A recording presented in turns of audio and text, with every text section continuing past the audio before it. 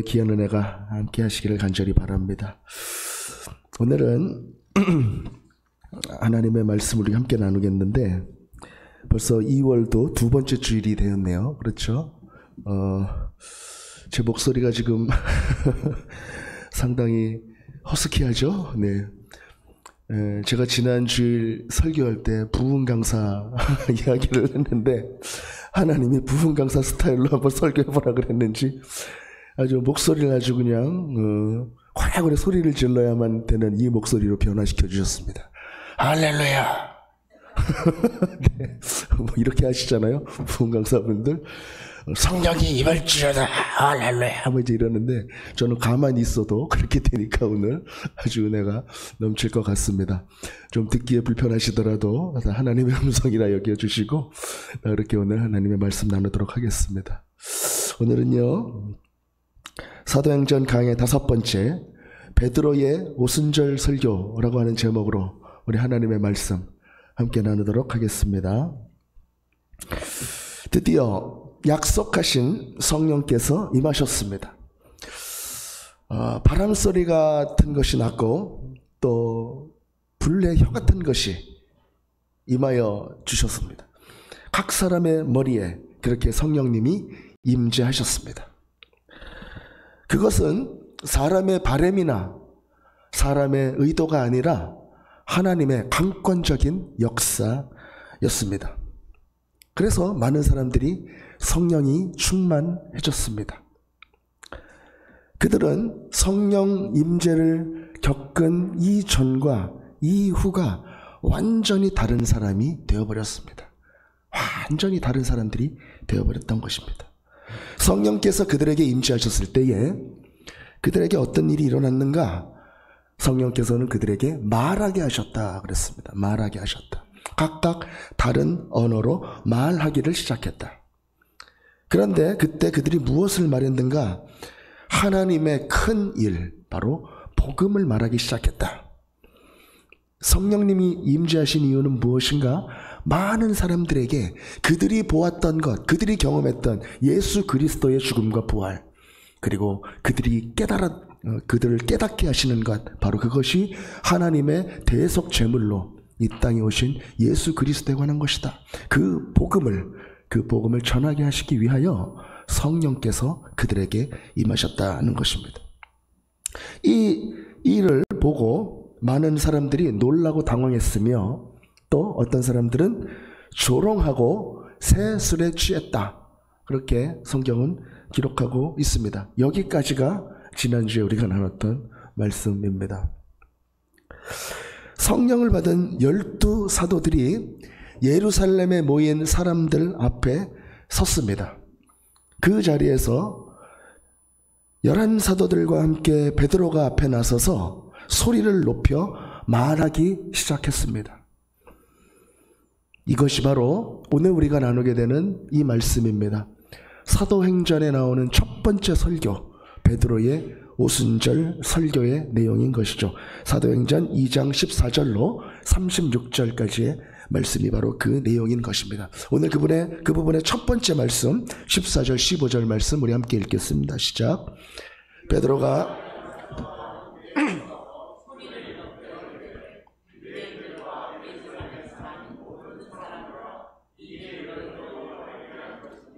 내 말에 귀를 기울이라. 때가 제3신이 너희 생각과 같이 이 사람들이 취한 것이 아니라. 아멘.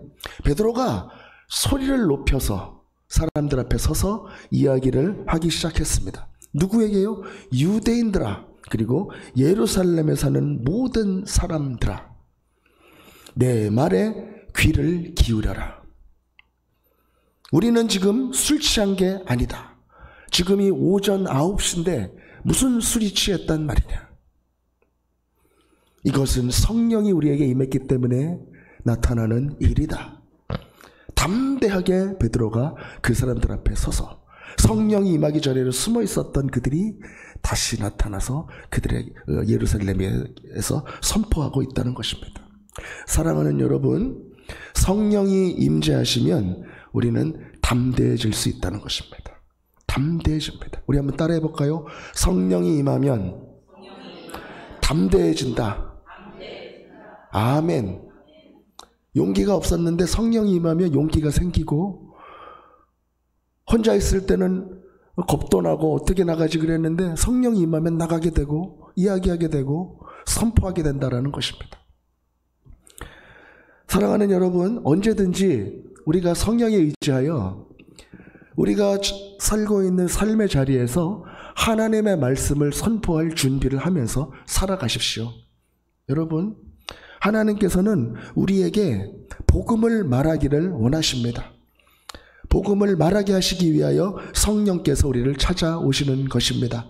입을 벌려서 주 예수 그리스도를 말하십시오. 우리가 살다 보면 여러분, 우리 삶에서 복음을 전할 기회가 굉장히 많이 온다는 것을 여러분 알게 될 것입니다.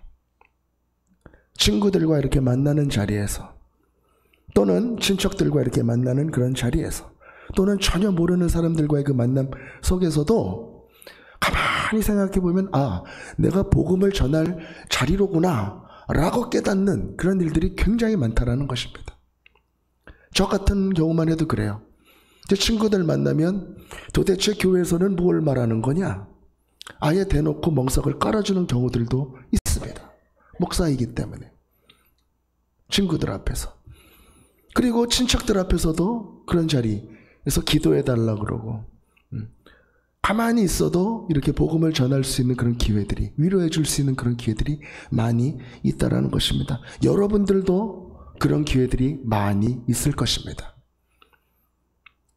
그런 기회가 없다고, 나는 없는데 이상하다 그렇게 생각하는 분들은 나는 복음을 전할 생각이 없다.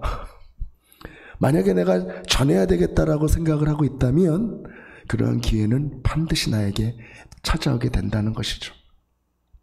그럴 때 여러분 담대하게 전하시기를 바랍니다. 담대하게, 진실되게 내게 찾아오신 예수, 나를 구원해 주신 예수, 내게 생명 주신 예수, 그 예수를 꾸밈없이 진실되게 전하시기를 바랍니다. 사람들마다 가치관도 다르고 생각도 다르고 또 교회에 대한 선입견이 있는 사람들도 있을 수 있습니다. 그러나 예수 그리스도의 복음, 진실되게 고백되는 그 복음은 그 모든 상황을 뚫고 관통하는 것입니다. 복음이 선포될 때, 복음이 말하여질 때 하나님께서는 그 모든 어려운 장애물들을 뚫고 예수 그리스도의 영으로 찾아가실 것입니다.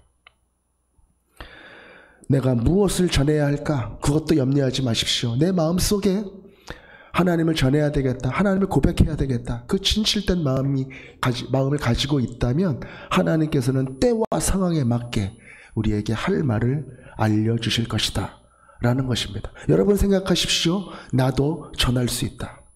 나도 전해야 한다.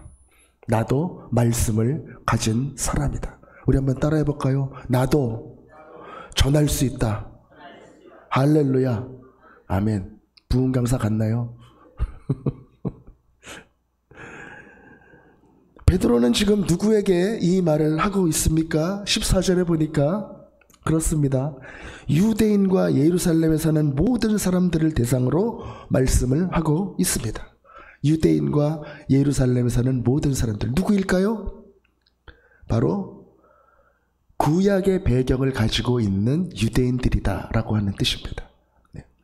태어나서부터 할례받고 어렸을 때부터 말씀 읽고 암송하고 그렇게 여호와 하나님을 섬기며 살아왔었던 사람들, 구약의 역사 가운데 조상들의 이야기들을 많이 들으면서 자랐던 그 사람들에게 예수 그리스도의 복음을 지금 전하기 위하여 지금 베드로 사도는 선지자 요엘의 말씀을 인용하여 지금 이야기를 시작하고 있다는 것입니다. 오늘 본문 말씀입니다. 우리가 나눴던 본문 말씀. 그 첫 번째는 어떻게 됩니까? 하나님이 말세에 내 영을 모든 육체에 부어줄 것이다. 말세에 내 영을 모든 육체에 부어줄 것이다. 하나님의 성령은 유대인에게 주셨던 그 성경에 이렇게 기록이 되고 예언이 되었던 것이다 라는 것을 베드로가 지금 선포하고 있는 것입니다. 그냥 갑자기 일어난 어떤 집단 최면이나 어떤 그런 것이 아니라 바로 유대인들이 그렇게 금과 옥조같이 여기고 있었던, 잘 따르고 있었던 그 구약 성경, 당시는 구약이라는 말도 없었죠. 그냥 성경이죠. 그 성경에 예언되었던 그 영이다. 그 일이 지금 일어나고 있다라고 하는 것입니다.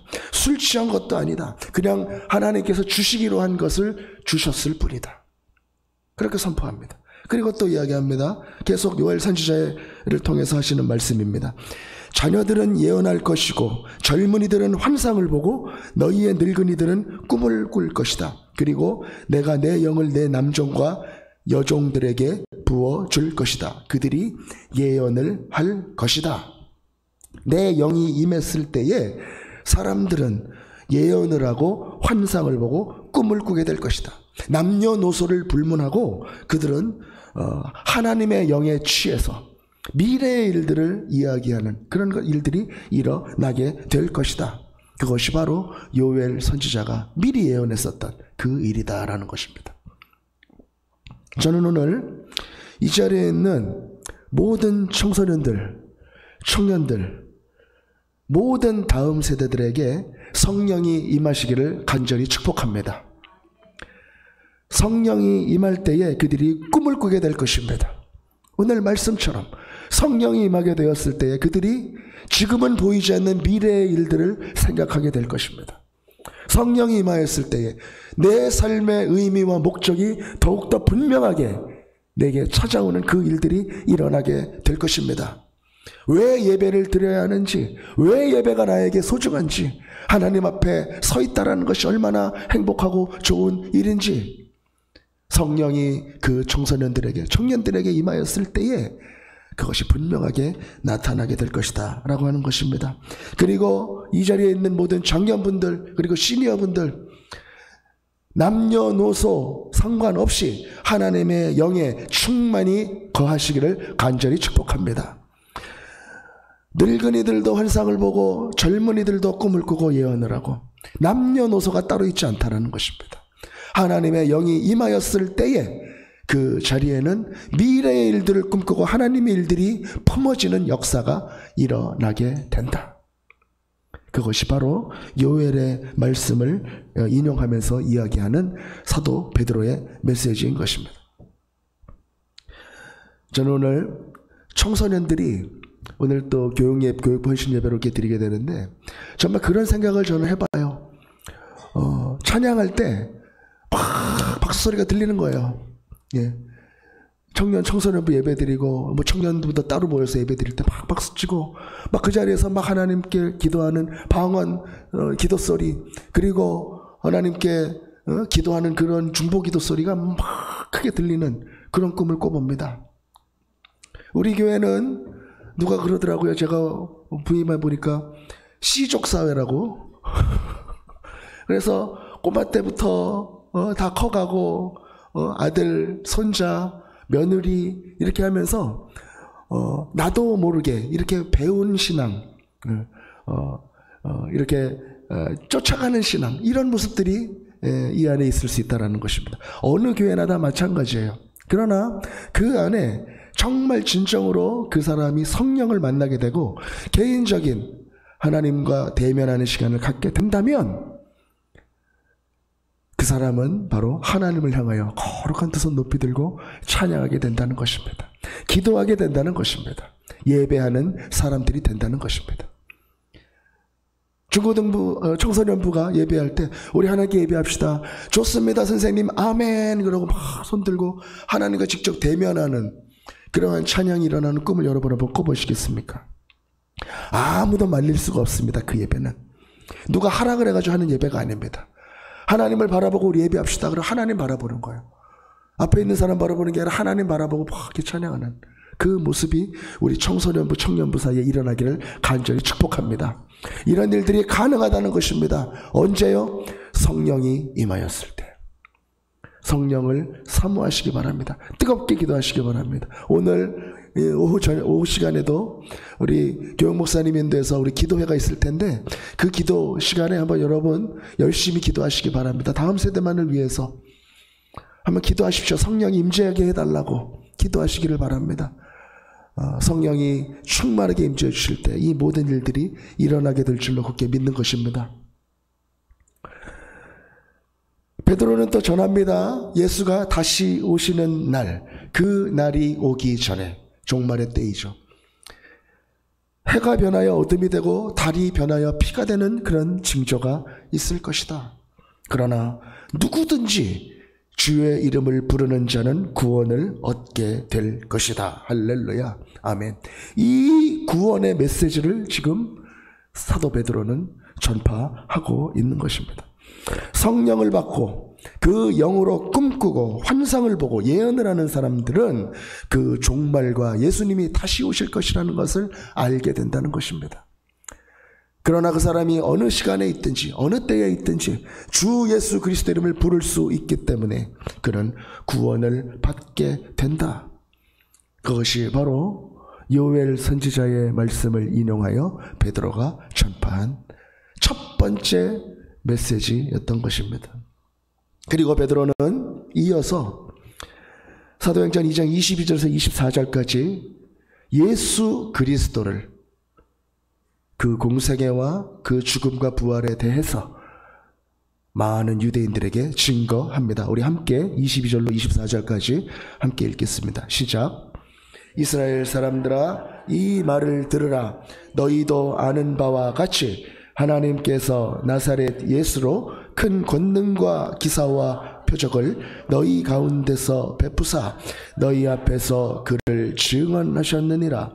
그가 하나님께서 정하신 뜻과 미리 아신 대로 내준 바 되었거늘 너희가 법 없는 자들의 손을 빌려 못 박아 죽였으나 하나님께서 그를 사망의 고통에서 풀어 살리셨으니 이는 그가 사망에 매여 있을 수 없었음이라. 아멘. 예수 그리스도에 대해서 세 가지로 지금 메시지를 전하고 있습니다. 첫 번째 무엇입니까? 예수님은 이 땅에 오셔서 큰 권능과 기사와 표적을 보여주셨다. 예수님의 공생의 기간 중에 그렇게 예수 그리스도의 하나님 되심을 보여주셨다. 그 예수님은 하나님의 섭리에 의해서 세상에 내어준 바 된 그러한 대속의 제물이었다. 그렇게 예수 그리스도를 전하고 있습니다. 두 번째는 그러나 너희 유대인들은 법 없는 자들을 통하여 그들의 손을 빌려서 바로 로마인들입니다. 로마인들. 유대교 종교 지도자들은 사형을 집행할 수 있는, 사형을 언도할 수 있는 권한이 없었기 때문에 로마의 법정에 세워서 사형 언도를 받게 하고 저주받은 장소, 나무에 달려서 죽게 만드는 그 일이 바로 너희들이 행한 일이다. 신명기 21장 23절에 나무에 매달려 죽은 자는 하나님의 저주를 받은 자다. 그렇게 죽게 만들므로써 이 사람은 하나님의 저주를 받은 자다라고 하는 것을 많은 사람들이 보게 하는 그러한 일들이 너희가 행한 일이다. 두 번째입니다.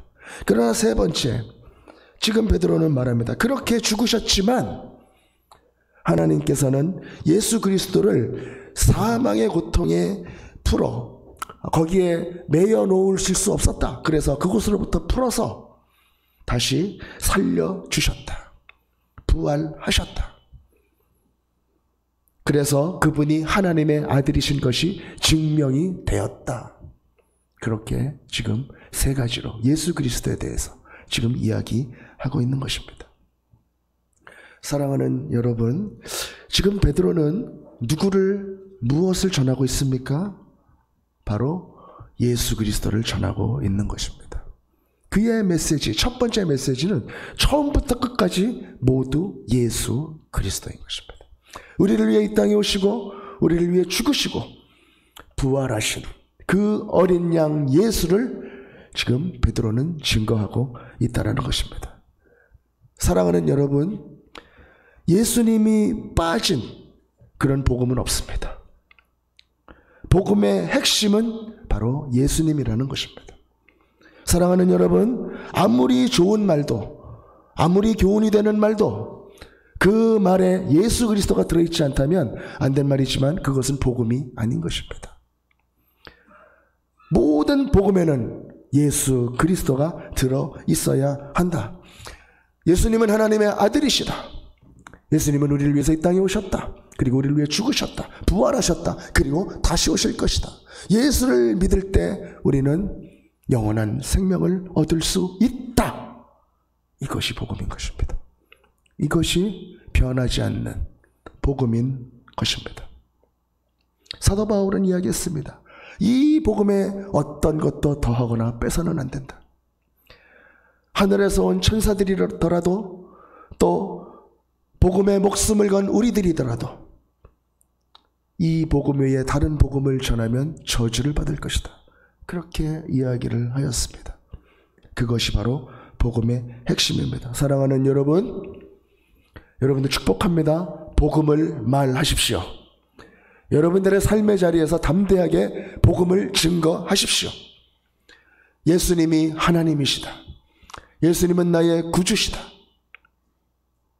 담대하게 복음을 증거하는 여러분들이 되시기를 간절히 바라는 것입니다.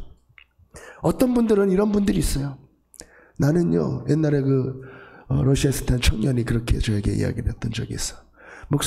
그때는 선교사님이었죠. 선교사님, 저는요, 하나님은 믿을 것 같은데 예수님은 잘 못 믿겠어요. 그렇게 얘기하는 사람이 있어요. 가만히 그 마음을 생각해 보니까 일견 이해가 되는 것도 좀 있고, 그런데 그 마음속에 예수님을 하나님으로 고백하기에는 뭔가 스스로 거리낌이 있었다라는 것입니다. 혹시 이 자리에 있는 여러분들 중에도 하나님께는 기도하는데 예수님께는 기도하지 못하시는 분들이 있으십니까? 예수님의 이름을 부르지 못하는 분들이 있으십니까? 또는 성령님의 이름을 성령님 이렇게 부르지 못하는 그런 분들이 있으십니까? 여러분, 기도하시기 바랍니다. 성령께서 임재해 주실 때 예수 그리스도가 하나님으로 고백될 것입니다. 예수 그리스도가 우리를 구해 주신 그 구세주로 고백이 될 것입니다.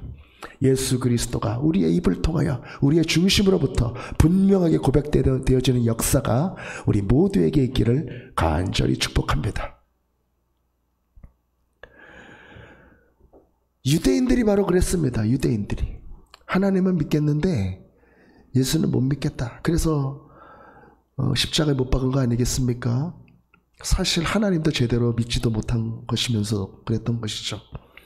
그래서 이 베드로는 요엘을 인용한 것에 덧붙여 예수 그리스도에 대해서 바로 구약 성서에서 또 예수 그리스도의 부활을 예언하였다라는 것을 오순절 이 설교를 통해서 증거하고 있다라는 것입니다. 그 말씀이 바로 사도행전 2장 25절에서 35절까지의 말씀입니다. 10절의 긴 말씀인데 제가 세 가지로 또 요약을 좀 해보았습니다. 첫 번째는 무엇이냐? 다윗이라는 사람이 있는데 모든 이스라엘이 아주 존경하는 그런 사람이죠. 이 다윗이 하나님을 주로 고백을 했는데 하나님은 나를 요동하지 않게 하실 것이다. 근데 첫 번째 27절입니다. 하나님께서는 주의 거룩한 자로 썩음을 당하지 않게 하실 것이다. 주의 거룩한 자로 썩음을 당하지 않게 하실 것이다 라고 했을 때 이 주의 거룩한 자가 바로 예수 그리스도를 말하는 것이다 라고 하는 것입니다. 주의 거룩한 자. 두 번째 29절에 나와 있습니다. 너희가 알다시피 다윗은 이미 죽어서 장사되어서 우리 조상들의 묘지에 있다는 것은 우리는 다 알고 있지 않느냐. 그러므로 주의 거룩한 자, 썩음을 당하지 않게 되는 그 사람이 다윗이 아니라는 것은 분명하지 않느냐. 이게 두 번째 메시지. 세 번째는 무엇입니까? 30절에서 31절까지 말씀입니다. 그가 살아있을 때에, 그가 비록 지금은 죽었지만 다윗이 죽지 않고 살아있을 때에 그는 선지자였기 때문에 그가 미래의 그리스도의 부활을 하나님의 은혜로 보게 되었다라는 것입니다. 그래서 그것을 그가 이야기했다. 어떻게 이야기했는가? 그가 음부에 버림이 되지 않고 육신이 썩음을 당하지 아니하시리라. 이렇게 예언을 했다는 것입니다. 바로 이것이 예수 그리스도에 관한 예언이다. 다윗을 통하여 하나님께서 주신 예수 그리스도에 관한 예언이다라고 하는 것입니다. 그리고 34절 35절 시편 110편 1절 말씀의 인용입니다. 전에도 한번 말씀을 나눈 적이 있는데 이렇게 돼 있어요. 주께서 내 주에게 말씀하시되, 첫 번째 주는 하나님입니다. 그리고 두 번째 내 주에게, 이 두 번째 내 주는 예수님을 말하는 것입니다. 주께서 내 주에게 말씀하시되 내가 내 원수로 내 발등상이 되게 하기까지 너는 내 우편에 앉아 있으라 하셨도다. 하나님께서 그 주님께, 예수님께 말씀하실 때 내가 내 원수로 내 우편에, 내 원수로 내 발등상이 되게 하기까지 내 우편에 앉아 있어라. 그래서 예수님께서 하나님의 우편에, 그 영광된 보좌에 함께 앉아 있으시다 라고 하는 것, 부활하신 예수님께서 하나님 우편에 앉아 계시다고 하는 것이 바로 다윗이 고백한 이 구약 성서에 예언되고 있다. 이것이 바로 유대인들을 향한 베드로의 두 번째 구약 인용 메시지인 것입니다. 그리고 나서 이 베드로는 담대하게 이제 선포합니다. 사도행전 2장 36절 말씀 우리 다 함께 읽도록 하겠습니다. 시작. 그런즉 이스라엘 온 집은 확실히 알지니 너희가 십자가에 못 박은 이 예수를 하나님이 주와 그리스도가 되게 하셨느니라. 아멘. 이스라엘의 온 집은 확실히 알아야 한다. 너희가 십자가에 못 박은 이 예수가 바로 그리스도다. 메시아이시다. 하나님이 부활하게 해 주셔서 주와 그리스도가 되게 하신 그 분이다. 할렐루야. 처음부터 끝까지 사도 베드로의 메시지는 예수 그리스도에 관한 메시지인 것입니다. 예수 그리스도에 관한 메시지.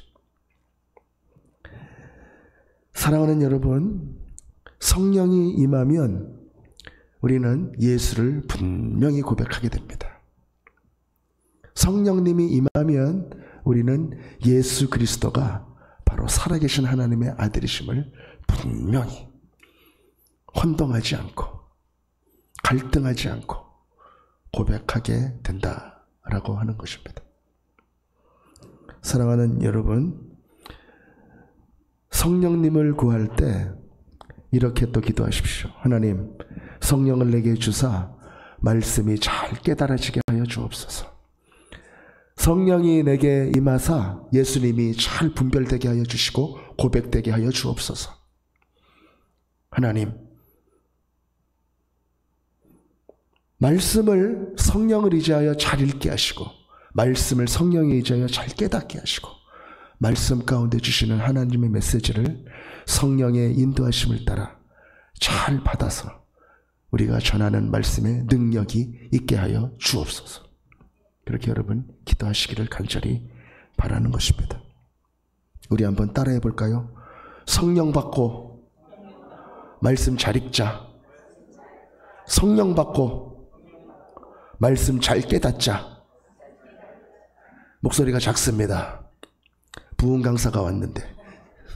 성령 받고 예수님 더 잘 전하자.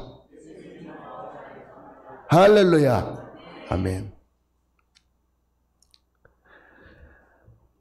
이 베드로의 이 말을 듣고 그 자리에 있던 사람들이 반응을 하였습니다.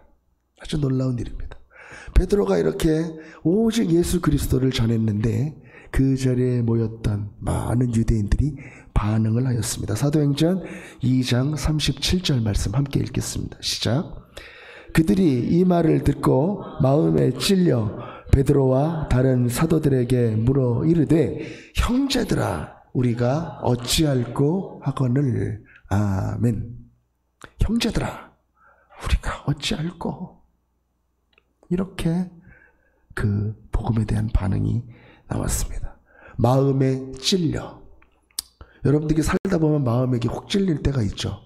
예, 누가 하는 말 이렇게 듣다가 갑자기 훅 마음에 찔려가지고 그 사람을 생각도 안 했는데 괜히 그냥 내 마음에 찔리는 그런 적들이 있잖아요. 복음 앞에 이 사람들이 마음이 찔리게 되었다라고 하는 것입니다. 여러분, 마음이 찔릴 때는 어떻게 해야 될까요? 말씀 앞에 겸손하게 나아가야 됩니다. 하나님, 마치 나단 선지자의 그 선곡 같은 그 한마디 앞에 팍 주저앉았었던 그런 다윗의 모습처럼 내 마음이 찔릴 때는 하나님 앞에 겸손하게 말씀 앞에 나아가야 된다는 것입니다. 그런데 마음에 찔리더라도 그렇지 못하는 반응이 또 한 가지가 있습니다. 찔리긴 찔리는데 어떤 반응입니까? 여러분, 스데반 선교사님이 스데반 그 집사가 사도행전 7장에서 설교를 하거든요. 그 설교를 듣고 많은 사람들이 나타낸 반응이 있습니다. 그 말씀 또 한번 찾아 읽겠습니다. 사도행전 7장 54절 함께 읽겠습니다. 시작. 그들이 이 말을 듣고 마음에 찔려 그를 향하여 이를 갈거늘. 아멘. 마음이 찔리긴 찔렸는데 스데반이 아주 길게 설교했거든요. 그때 마음이 찔리는데 이 사람들은 반응이 어떻습니까? 이를 갈았다는 거예요. 이를. 저거 어떻게 쳐 죽이지 저거? 저거 어떻게 저런 말을 할 수가 있지 저거? 마음이 찔리는데 그 태도가, 영적인 태도가 다르다는 거예요. 베드로 앞에 있었던 그 사람들은 마음이 찔려서 형제들아, 그럼 우리가 이제 어떡할꼬? 어떻게 해야 그 예수 그리스도를 믿을 수 있겠느냐? 이렇게 나아갔는데 이 스데반 앞에 있었던 사람은 어땠다는 것입니까? 네가 뭔데? 너는 잘 사냐? 나만 쓰레기냐? 그렇게 뻗댔다는 것입니다. 겸손하게 나아가지 못하고 그 말씀 앞에 겸손하게 나아가는 사람들은 그 말씀의 빛이 내 안에 깊이 들어오게 놓아드립니다. 나도 모르게 오랫동안 동거하고 살아왔었던 내 안에 깊은 죄들을 주님 비춰주옵소서. 하나님, 내 힘으로 어찌할 수 없었던 그러한 나의 자아를 쫓아갔었던 나의 삶의 모습들을 주님 바라보게 하여 주옵소서. 그렇게 겸손한 모습으로 하나님의 말씀 앞에 나아가는 사람들은 겸손하게 나아가지만 하나님의 말씀을 받아들이지만 그렇지 않은 사람들이 있다라고 하는 것입니다. 지금 이 자리에 있는 여러분들은 말씀을 대면하고 말씀을 읽고 말씀을 묵상하시는 분들입니다. 말씀이 나를 깊이 찌를 때, 내 마음에 가책을 주실 때 여러분들은 어떻게 하십니까? 이건 그냥 말씀일 뿐이지. 그렇게 하십니까? 아니면 그 말씀을 내 마음속에 받아들이고 그 말씀이 내 안에서 일하게 하십니까? 사랑하는 여러분, 말씀을 받아들이십시오. 그리고 하나님이 여러분들의 마음을 찌르실 때 겸손하게 받아들이고 성령께서 일하시고자 하는 대로 내어드리는 그러한 모든 믿음의 사람들 되시기를 간절히 축복합니다.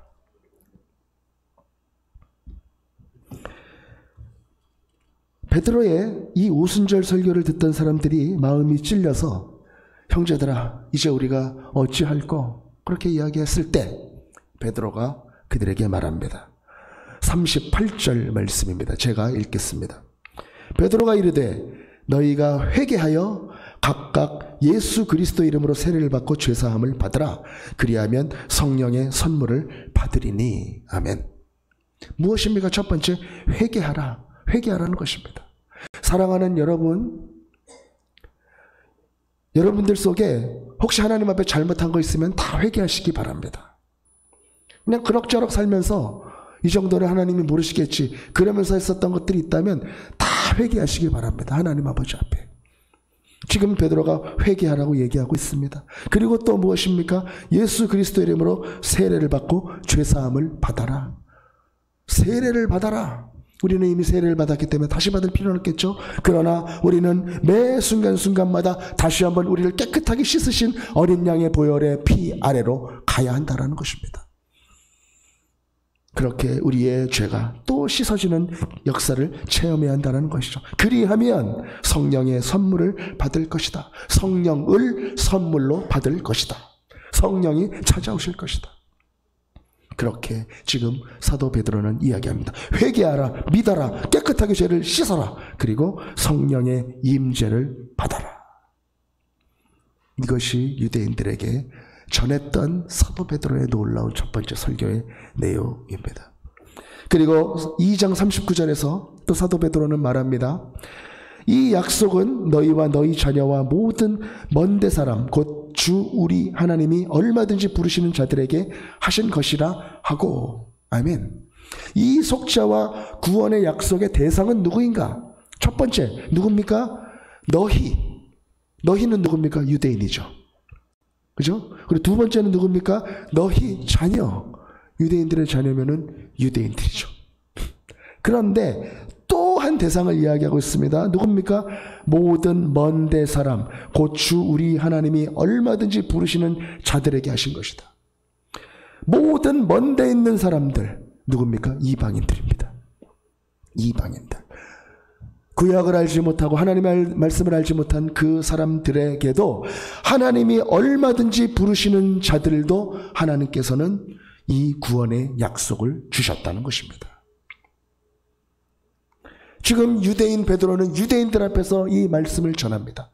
굳이 이방인들을 언급할 필요가 없는 자리예요. 그런데 성령께서 베드로에게 임재하셔서 베드로가 하게 하심으로, 그 말을 하게 하심으로, 성령의 뜻은 이 복음이, 예수 그리스도의 복된 소식이 유대인들 공동체 그 테두리 안에만 머무는 것이 아니라 그 테두리를 건너서 모든 민족과 열방 가운데 나아가기를 원하고 계신다라고 하는 성령의 마음을 지금 전파하고 있다는 것입니다. 그것이 바로 사도행전 2장 39절의 말씀인 것이죠. 그리고 2장 40절에서는 또 여러 말로 확증하여 권하여 이르되 너희가 이 패역한 세대에서 구원을 받으라. 패역한 세대에서 구원을 받으라. 특별히 오늘 교육본 신예배를 생각하면서 정말 교회에서 복음을 나누고 교제하고 찬양할 때 말고 교회 문밖만 나가도 세상은 하나님이 없다고 얘기하는 수많은 메시지를 듣는 그런 시대가 바로 이 시대가 아닙니까? 살면서 예수 그리스도를 아는 믿음으로 선택하면 뭔가 바보 소리를 들을 것만 같고, 그렇게 때때로 두려워하면서 그렇게 살아가고 있는 세대가 바로 이 세대가 아닙니까? 이 패역한 세대 가운데 구원을 받아라. 그렇게 사도 베드로는 전하고 있다는 것이죠. 이 메시지가 그들에게 전파되었을 때에 어떤 일이 일어났는가? 바로 사도행전 2장 41절에서 42절까지 말씀입니다. 우리 함께 한 목소리로 한번 읽어보겠습니다. 시작.